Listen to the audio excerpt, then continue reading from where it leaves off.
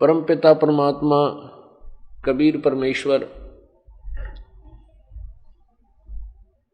कुल मालिक सारी सृष्टि के रचनहार हैं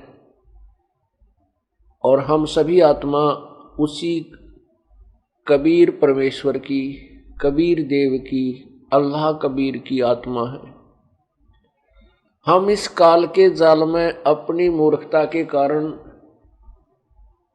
फंस गए। अब हमारे पिता कबीर परमेश्वर हैं, वो सत्य पुरुष हैं।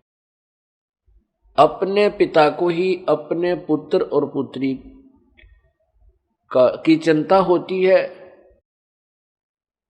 जब बेटा या बेटी दुखी हो जाते हैं तो अपने ही माता पिता उसके दुख में दुखी होते हैं और हर संभव उनकी सहयोग सहायता करते हैं। अब यहां आप देख रहे हो काल के लोक में प्रत्येक प्राणी की क्या दुर्दशा बना रखी है। यदि हम अन्य प्राणियों को देखते हैं जो पशु योनि में है, पक्षी योनि में है, या अन्य जल के जीव, उनको देखें, उनमें तो सब जीव हमें नजर आते हैं कि तो महादुखी हैं, क्योंकि ना सर्दी से कोई प्रोटेक्शन है, ना कोई गर्मी से बचाव है, ना कोई समय पहन के लिए आहार है, और अस्वस्थ हो जाते हैं तो कोई इनका ट्रीटमेंट करने वाला भी नहीं है। किसी के कुत्ता बना है, सिर में कीड़े पड़े हुए हैं, टांग टूट गई, कोई संभालने वाला नहीं है, धक्के खाता फिर रहा है। फिर हम मनुष्य योनि के प्राणियों को देखते हैं। इनमें आप देखिएगा, किसी हॉस्पिटल में जाकर देखो, वो खचाखच भरे हैं। किसी का कैंसर हो रहा है, किसी का कुछ बीमारी है, किसी को अधरंग मार गया, किसी का ब्रेन ट्यूमर, किसी का किसी प्रकार की बीमारी, कोई एड्स से पीड़ित है, किसी की टांग कट गई, किसी का हाथ नहीं है। हाहाकार में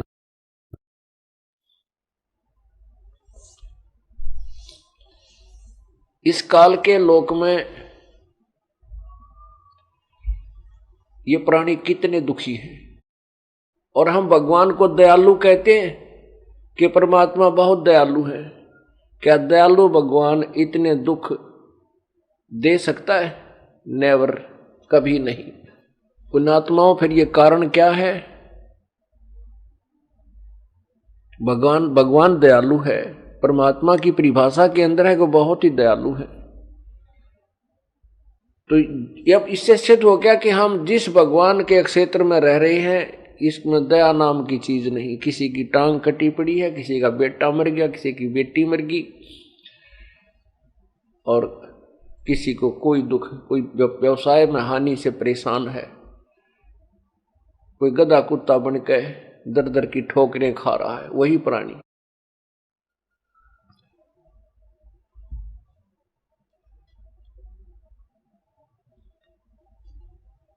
परमात्मा कबीर परमेश्वर ने यही निर्णय दिया है कि तुम जिसको परमात्मा मान बैठे हो, ये भगवान नहीं है, ये प्रभु नहीं है, ये तो काल है। और इसके 3 पुत्र हैं, रजगुण ब्रह्मा, सतगुण विष्णु, तमगुण शिव जी।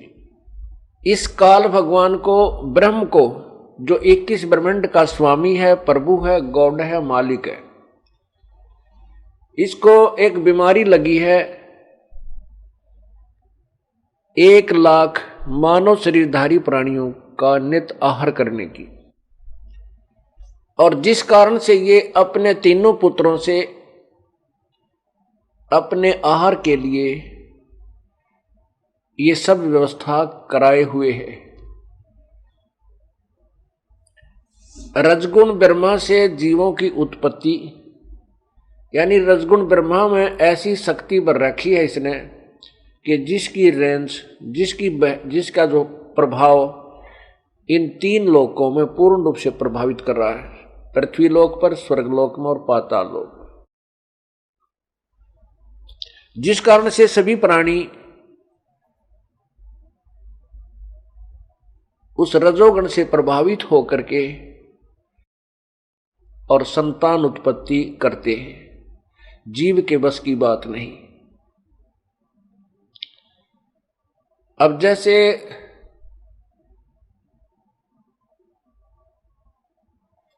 किसी ने भांग पी रखी है, अब भांग ने जो उसको नशा कर दिया है तो उसके बस की बात नहीं, वो कैसे चल रहा है, किस तरह बोल रहा है, वो तो भांग के नशे उस प्रभाव से ही वो अपनी गतिविधि कर रहा है, वो अपने होश में नहीं है। इसी प्रकार जब रजोगुण से प्रभावित प्राणी होता है तो संतान उत्पत्ति के लिए विवश हो जाता है।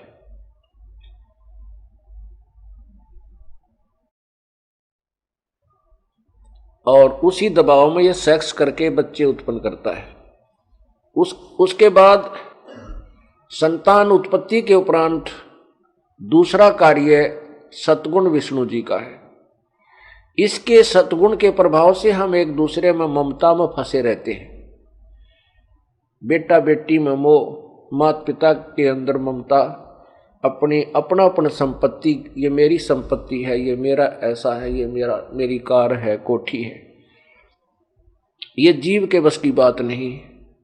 बेटा बेटी, कार, कोठी, पोते पोती, जोता जोतिया मत अपनी मन टाले नहीं। ये तो बाई फोर्स उस दबाव में हम ऐसे जकड़े हुए हैं तीनों गुणों के द्वारा।